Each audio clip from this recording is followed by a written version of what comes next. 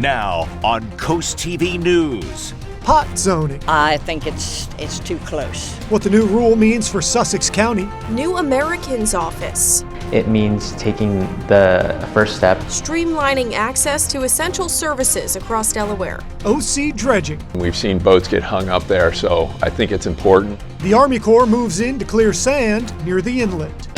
This is CoastTV News at 6. New marijuana zoning rules approved in Sussex County. Good evening, I'm Christina DeRobertis. And I'm Charlie Sakaitis. Welcome to our News at 6. Our top story tonight is Sussex County Council passing new zoning rules for retail marijuana stores. Retail weed stores can now be built in C2 medium commercial as well as C3 heavy commercial districts. Coast TV News reporter Brandon Ferguson is live in Georgetown. Brandon, the council vote, it was not unanimous.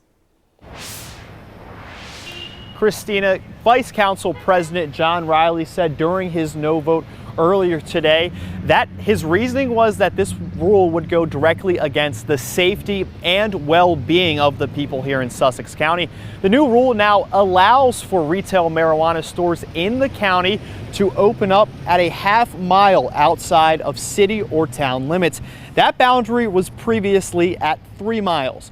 One Milton local we spoke to says that 3 mile mark should have stayed. I think it's too close. 3 miles is fine. If people want to smoke marijuana, they can drive 3 miles. But I don't think it needs to be that close to town and where kids are and all. In September, when this was first discussed at Sussex County Council, the idea was floated out there in lowering the distance between sensitive areas like churches and schools and how close they can be to retail marijuana stores. Nothing changed with that, and that is still at 3 miles here in Sussex County. Live in Georgetown, Brandon Ferguson, Coast TV News. Now, marijuana restrictions are no stranger to Sussex County. Dewey Beach, Fenwick Island, South Bethany, Bethany Beach, Milton, and Rehoboth Beach have all banned retail marijuana completely. Lewis has been considering regulations to allow it. Dagsboro voted to ban the sale and production. Frankfort and Georgetown allow it. And you can learn more about these regulations in other towns and cities here on Delmarva. Just head to coasttv.com and search Weed Watch. All of this brings us into our Coast TV poll. We want to know, should Sussex County loosen restrictions on where marijuana businesses can go? Looks like 58% say yes, 42% say no. So just a slight change from what we saw earlier this evening. Still pretty even there. You can go vote, be a part of the conversation at coasttv.com or use our mobile app. And Christina will have some updates for you tonight at 11. Indeed. Governor Matt Meyer recently launched the Office of New Immigrants to provide support to the immigrant community. The office, housed within the Department of State, among other things, will be offering citizenship assistance and making sure that immigrants have access to language support and workforce development in the first state. Coast TV News reporter Anna Sophia Roman is in the newsroom. Anna Sophia, you spoke with the inaugural director of the office who said it's a first step to make sure that the immigrant community is heard.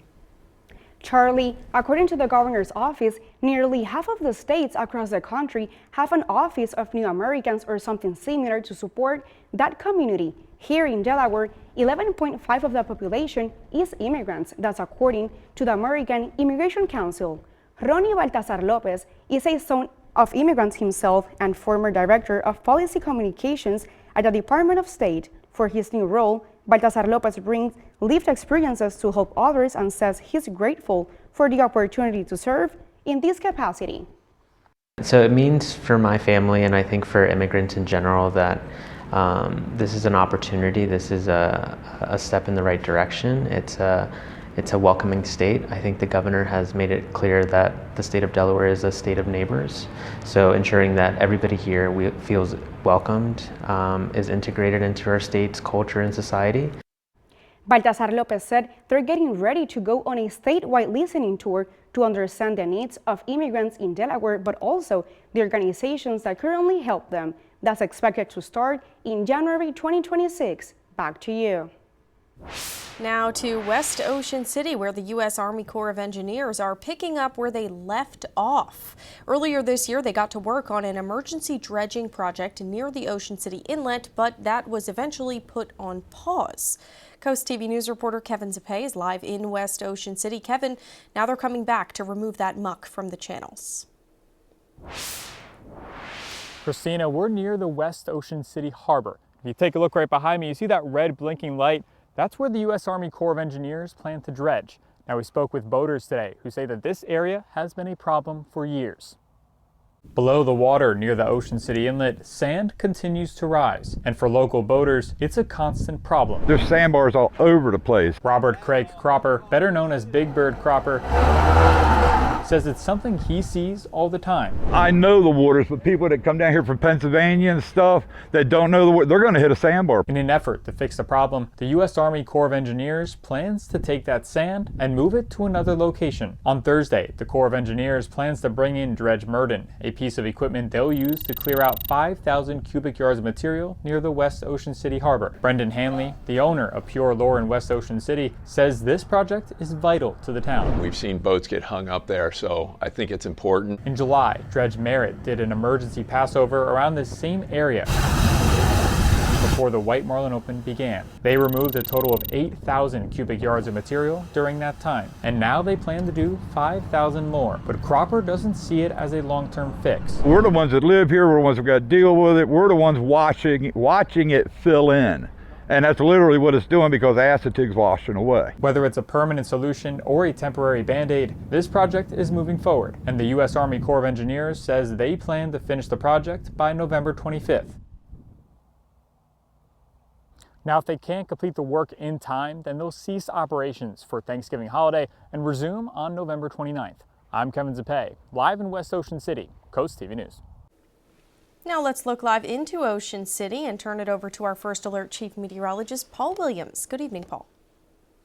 We're staying a bit on the cloudy side, but we are bracing for some scattered showers to push through. I don't expect any thunderstorms, but steady downpours that could be more than just a nuisance to you, that we can anticipate. We're at 45 degrees in Millsboro as well as Long Neck. It's 47 degrees currently in Milton. So we're in the 40s and we're going to drop to the lower 40s. But here's a look at that rain. It's already beginning to make its move. This is where we're located. That rain is coming in from the west, more of a zonal or from west to east flow. And we're looking at light to moderate showers. Even the isolated pockets with little touches of yellow in here, that's fading because it doesn't have access to sunlight. And so that's not going to give it a chance to become a little more robust. But overall, we are going to see some streets become just a little bit on the wet side, already starting in Salisbury as well as into Easton and portions of Cambridge. Now, coming up, we're going to talk about how much more rain we expect for later tonight and how cloudy it's going to stay for the rest of the week. Thanks, Paul. A man died in Selbyville while repairing a fourth-floor balcony on a home, according to Delaware State Police. Troopers say around 12:25 they responded to the area on your screen now. They say the man reached over the railing to hammer a nail when that railing detached and he fell to the ground and water beneath him. He was pronounced dead at the scene. It's that time of year for the Bless Our Children campaign. Every year, Coast TV works to make the holidays brighter for kids on Delmarva. The money you give, it goes to local charities who buy Christmas presents. Here's how you can support. It's the time of year when we want to see our children's faces light up with joy in this season of giving. But you know what? For many families on Delmarva, that's going to be tough to do. That's why Bless Our Children campaign raises money to help make the holidays brighter for local children. All of the money you donate goes to nonprofit organizations right here on Delmarva, which assist families in need. You can send your donation in a holiday card, and over the next few weeks, we'll read many of them on the air. Every penny, every single one you give helps kids right here on Delmarva because WBOC covers all administrative costs. We're also asking businesses to help bless our children by accepting the Shell Brothers Challenge of donating at least $1,000. As our thank you, we'll list your business name on the Shell Brothers Honor Roll in order of amount given in increments of $1,000. You can donate by sending a check or money order to the address on your screen, or you can use your credit card online at blessourchildren.org. On behalf of everyone here, thank you for helping make the holidays brighter for children on Delmarva. Bless Our Children is administered by the Draper Holdings Charitable Foundation. We still have more news to tell you about tonight. In sports, Seaford football, it's already had one of its best seasons in years, but the Blue Jays have their sights set even higher. It'll be overcast and chilly for tomorrow morning, but for tonight, we have to get ready for the rain. But first, a new attraction has been added to the Delaware Botanic Gardens. How this addition to the grounds opens the door for more in one of the state's most beautiful places. It's this week's Ties That Bind Us when we're back in just 60 seconds. This is Coast TV News at 6. There are a lot of ways to describe a lot of places, but when you're talking about the Delaware Botanic Gardens, one word springs to mind: enchanting. And if you haven't been in a while, if you've never been, there's a new addition that might just draw you in. Music blaring, champagne flowing, and people clapping. All to celebrate the grand opening of a brand new building within the beautiful confines of one of the first state's most magical swaths of land. This is the Delaware Botanic Gardens, the Annette Pannoni Meadow Pavilion. Raymond Sander is the president of the Delaware Botanic Gardens, and he is thrilled by what this new feature means for the everyday operations. Right now, if we have a program and it rains, our first question is, did you bring an umbrella?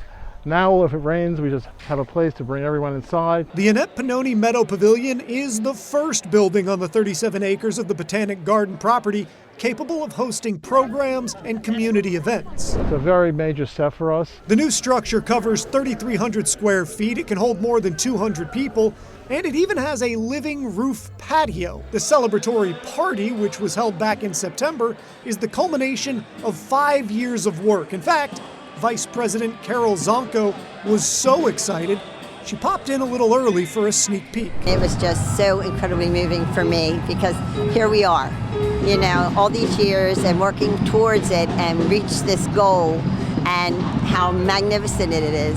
It really struck a chord. And speaking of tunes, the common song sung by everybody we talked to was praise for all the people that come together to make this place possible. The volunteers are the lifeblood.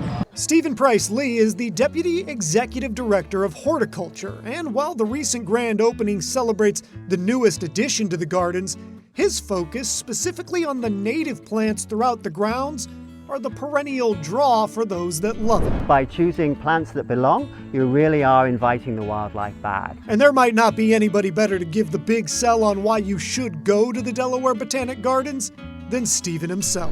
Come and enjoy, take a break from the stress of the everyday life, enjoy our woodland trails and our 1,000 feet of shoreline creek, and you really will capture a lot of energy and soul-searching sanctuary by visiting and spending a couple of hours here at the garden. If you want to go get lost in nature, the Delaware Botanic Gardens may be the best place in the state to do it. They're beautiful, inspiring, and now, with their new pavilion, there's one more reason to make the trip. For the Ties That Bind Us, I'm Charlie Sakaitis.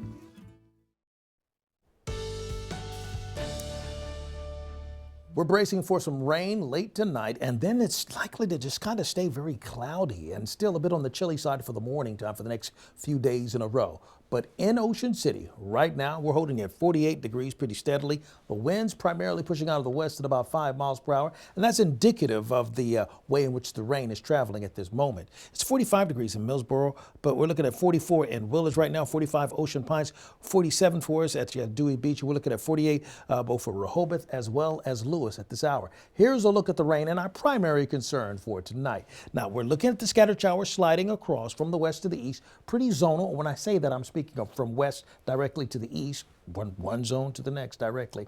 But we're looking at moderate to light showers, okay? So even where you see the darker greens, we're looking at steady downpours, but not a whole lot. In fact, the light green is more like a sprinkle or perhaps not even quite reaching the ground. So I'm looking for bothersome and annoying showers. Nothing that's going to be a deluge that'll cause visibility problems unless you're really speeding or something crazy like that. 41 for the overnight for us in Georgetown. And then we're looking at 40 actually for the overnight low in Delmar, but we're still looking for the rain to continue to be the case. So tonight we deal with the rain and the precipitation. Wednesday, we continue our roll of days that stay a bit on the overcast and gray type of a feel. So as we go through this timeline, keep in mind that we're looking at wave rain that'll push through going into the late night hours until about, let's say, in the morning time. And then early Wednesday morning, we'll see the back end of this clear out of the way from the Delmarva Peninsula. Now, before it leaves, it's going to dump about, let's say, a ½ inch to 3/4 of an inch of rain, generally for everybody, just close to more of a ½ an inch for most of the beaches. Now, the temperature has been an interesting situation because we had a high today of 50 degrees. 58 is the normal high for this time of year. So when we begin to try to track all the rain, the temperatures we had earlier with it a lot warmer, but then keep in mind that we're expecting, and we had cooler days. So we got a little more blues coming behind this, but we're going to go back to the red pattern here pretty quickly as we go through this week after we get past all this cloud cover. Temperatures in the low 50s for us in Cambridge, 52 for us throughout a good portion of the area, 52 also in Princess Anne. And so as this pulls out of the way and we have the back end of this going into Thursday, things are going to kind of clear up for us and will eventually warm up after the weekend. But as far as the precipitation is concerned, listen, generally speaking, we're about 1 1/3 inch shy for the month, but for the year, we're still in the good for about 1 inch or so, but we're catching up with that quickly because we have drying out conditions that now have brought us our spider sense tingling with our drought meter measuring what's happening there. But the good news is we're expected to flip over to maybe better situation with precipitation in the next 8 to 14 days. Finally, here's a look at the extended forecast. Like I said, it's going to be rain. Sunshine's going to be hard to come by Wednesday, Thursday, and Friday. The Delmarva Sports Network from the Wawa Studios. Seaford football is having a special year. The Blue Jays are 10-1 without a single 1A loss to their name. This weekend, it's the state semifinals, and that means a lot to Seaford. The Jays haven't been to the state championship game since 1993. They haven't actually won a Delaware title since a decade prior. But Seaford plays McKean on Saturday, and the winner is headed to play for the Delaware 1A championship. That means a lot to the entire Seaford community. First-year head coach Glenn Phillips has loved how much support he and his team have received. The community's been great. They've been supportive of the staff that came in April since we took over. We did some changes to what we need to, so we were in the community a lot more, volunteering at the Moose or wherever the community needed us. So we put ourselves out there and we put a good product on the field, and now the community is they're right here with us every step of the way. Seaford hosts McKean this Saturday at 7 o'clock. That'll do it for sports. Each Friday, you can cheer up with a weekly dose of local good news from Coast TV. We have features, cool things to do every weekend, and more. And you can sign up for our Feel Good Friday newsletter for free. Just go to coasttv.com/sign-up.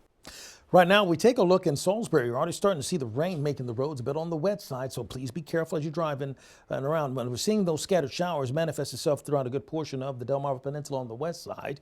Now we're looking at Cambridge, scattered showers, and we see the rain that's manifesting itself throughout a portion of Salisbury.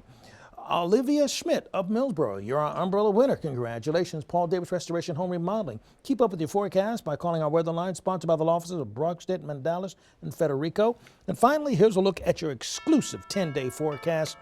After the rain tonight, you think the rain is going to leave its luggage in our front yard because it's going to stay cloudy, if not a little drizzle from time to time. I do hate it when the rain has my luggage.